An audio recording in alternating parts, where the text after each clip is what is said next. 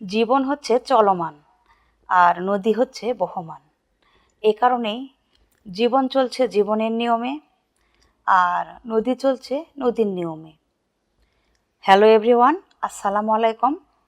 আশা করছি সবাই ভালো আছেন, আমরাও ভালো আছি আলহামদুলিল্লাহ। আমি জুবাইদাস ব্লগিংয়ের জুবাইদা, সবাইকে ওয়েলকাম করছি নতুন দিনের নতুন আরেকটি ভিডিও দেখার জন্য। আশা করছি বরাবরের মতো আজকের ভিডিওটিও আমার আপু ভাইয়াদের কাছে, ছোট সোনামণিদের কাছে, আন্টিদের কাছে, সবার কাছেই ভালো লাগবে। তো আমরা পড়ন্ত বিকেলে এই যে বের হয়েছি, এক বাসায় বেড়াতে যাব। তো এই নদীর পাশ দিয়ে যাচ্ছি, তাদের বাসাটাও নদীর পাশ দিয়ে এই ঘেঁষে চলেছে। তো এই আর কি, তো ভাবলাম যে নদীর পাশে যেহেতু তাদেরও বাসা, তো নদীর ধার দিয়েই যাই, নদীটাও দেখা হবে। তো নদীর ধার দিয়ে যাচ্ছি আর এখানে একটা ব্রিজের উপরে মানে দেখেন কত গাড়ি ঘোড়া যাচ্ছে। নতুন ব্রিজ আসলে বেশ সুন্দর, দেখার সৌন্দর্যটা আলাদা। আর দুই পাশে বসারও জায়গা আছে, বসে কিন্তু বেশ সুন্দরভাবে নদীর সৌন্দর্যটা কিন্তু উপভোগ করা যাবে। তো আমরা আজকে আর বসি নাই, কারণ আমরা যেহেতু একটা বাসায় বেড়াতে যাব এই কারণে, আর বেরও হয়েছে একটু লেট করে। তো যাই হোক, এই তো নদীর ভিউটা অনেক সুন্দর লাগলো, এই জন্য একটু ক্যাপচার করে নিলাম আর আপনাদের সাথেও শেয়ার করছি। খুব ভালো লাগছিল, মানে গ্রাম বাংলার একটা দৃশ্য দেখলে খুবই ভালো লাগে মনের মধ্যে। তো এই যে যাচ্ছি আমরা, ব্রিজ থেকে নিচে নামলাম, নেমে এদিকে হচ্ছে মানে নদীর পাশ দিয়েই যে রোডটা চলে গিয়েছে, মাটির রাস্তা, সেটা দিয়ে আমরা হেঁটে চলেছি।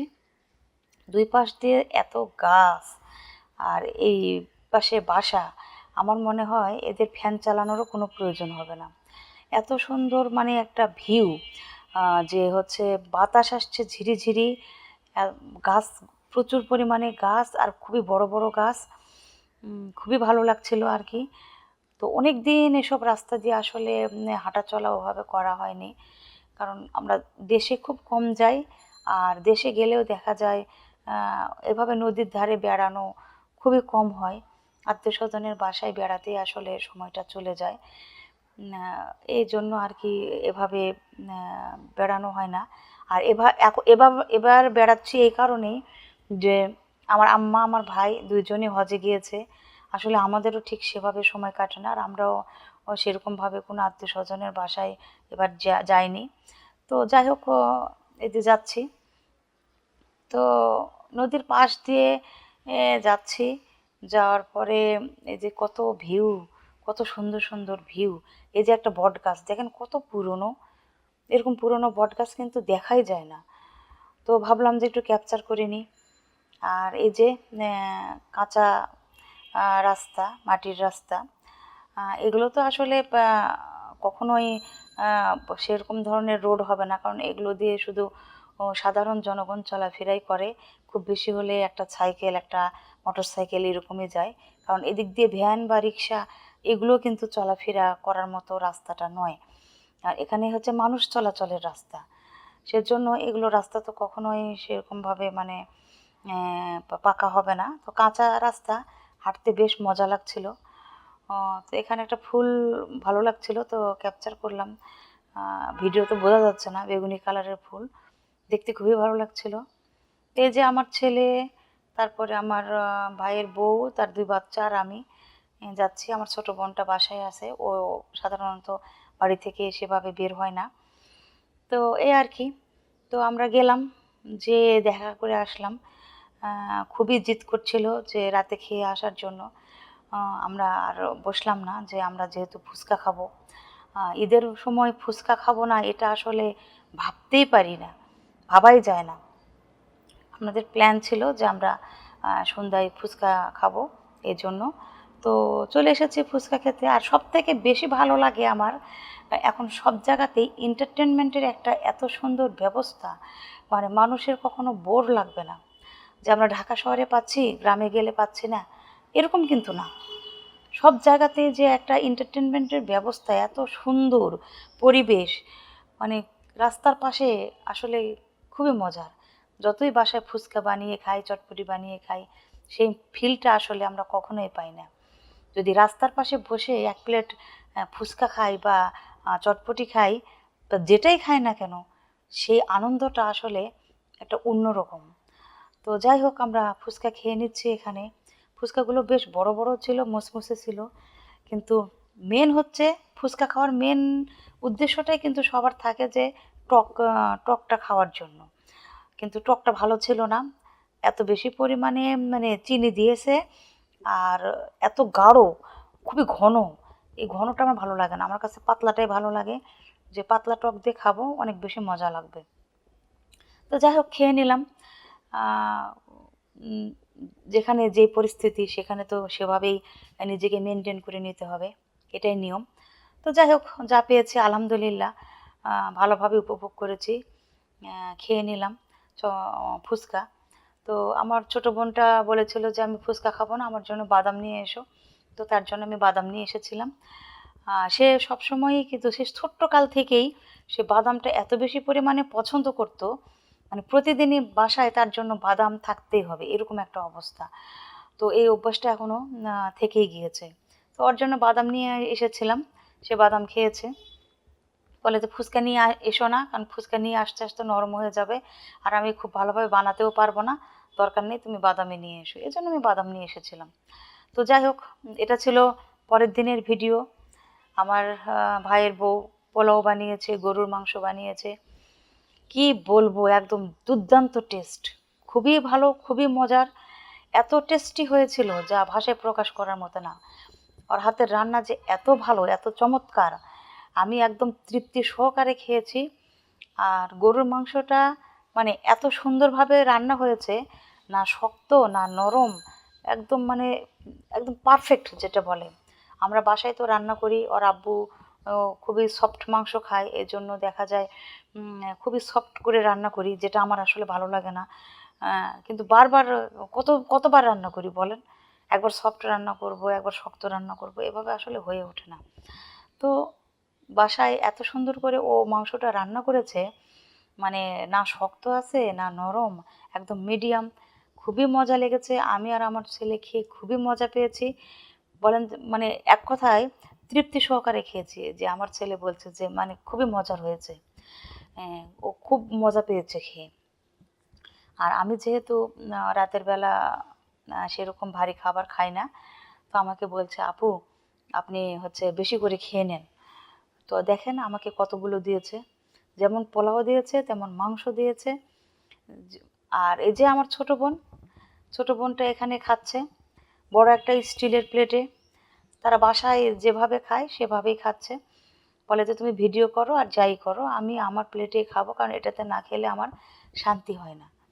তো যাই হোক, যার শান্তি তার কাছেই থাকুক, সবাই ভালো থাক, এই আর কি। তো আমরা তিনজনেই এখানে খেয়ে নিচ্ছি, আমি, আমার ছেলে, আমার ভাইয়ের বউ খাচ্ছি। আর তার দুই বাচ্চা, একটা তো বড় একটা ছোট, ছোটটা তো খেতে পারে না। আর বড়টা ও মানে এগুলো খাওয়ার প্রতি কোনো মানে ইচ্ছা নেই, সে একটু ফাস্ট ফুড খাবে, সে একটু পরোটা খাবে, এরকম টাইপের, মাংস দিয়ে পরোটা খাবে, কিন্তু পোলাও অত বেশি পছন্দ করে না। একটু শশা নিয়ে গেল হাতে করে, এরকম। তো যাই হোক, আমাকে তো দিয়েছে রসুন, আমি তো দেশি রসুন খুবই পছন্দ করি। তো আমি বলেছি আমাকে দুটো দেশি রসুন দিবা, তো আমাকে দিয়েছে। মজা করে খেয়ে নিয়েছি, খুবই মজার ছিল রান্নাটা। যখন এডিট করতেছিলাম তখন আসলে মনে হচ্ছে যে ইস, মাংসটা যদি আবার পেতাম তাহলে মজা করে খাওয়া হতো। খুবই মজা লেগেছে, পোলাও মাংসটা একদম দুর্দান্ত টেস্ট।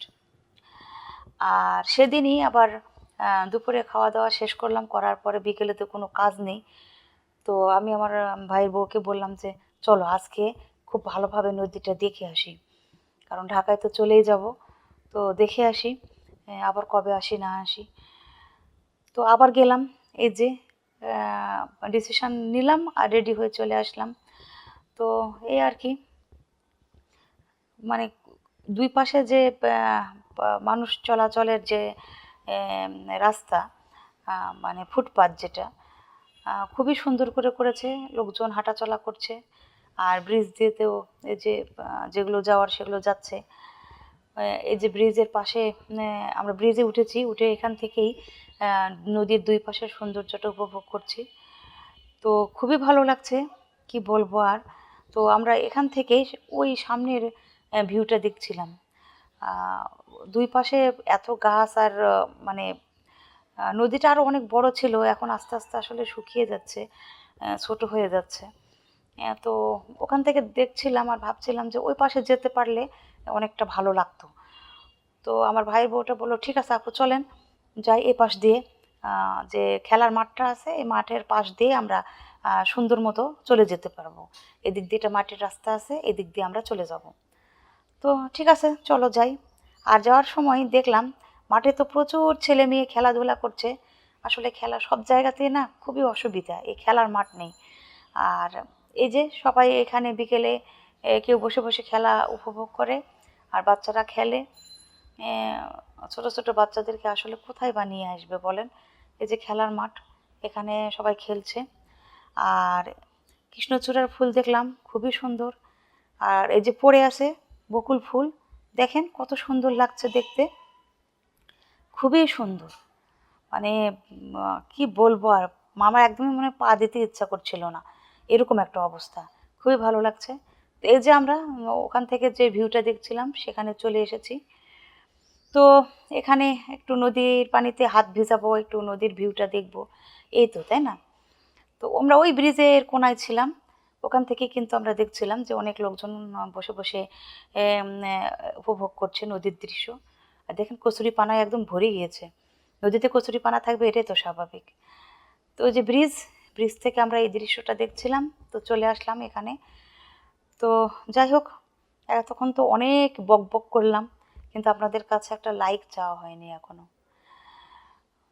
যারা নতুন আমার চ্যানেলটি দেখছেন, ভিজিট করছেন, তারা অবশ্যই আমার ভিডিওটি যদি ভালো লেগে থাকে অবশ্যই একটা লাইক দিয়ে দিবেন। আপনাদের একটা লাইক একটা শেয়ারের কাজ করে, আমাকে সামনের লক্ষ্যে পৌঁছাতে সাহায্য করবে আপনাদের একটা লাইক। কারণ অসংখ্য আপু ভাইয়াদের কাছে আমাকে পৌঁছে দিবে আপনাদের এই একটা লাইক, কারণ আপনাদের একটা লাইক একটা শেয়ারের কাজ করে। আর এই গ্রাম বাংলার দৃশ্য কেমন লেগেছে অবশ্যই আমাকে কমেন্ট করে জানাবেন। আর আমার ভিডিওটি যদি কোথাও কোনো অংশ ভালো লেগে থাকে আমার চ্যানেলটি সাবস্ক্রাইব করে আমার পাশেই থেকে যেতে পারেন। আমার চ্যানেলটি খুবই ছোট, আমি সামনের দিকে এগিয়ে যেতে চাই, যেটা আপনাদের সাপোর্ট ছাড়া, হেল্প ছাড়া কখনোই সম্ভব না।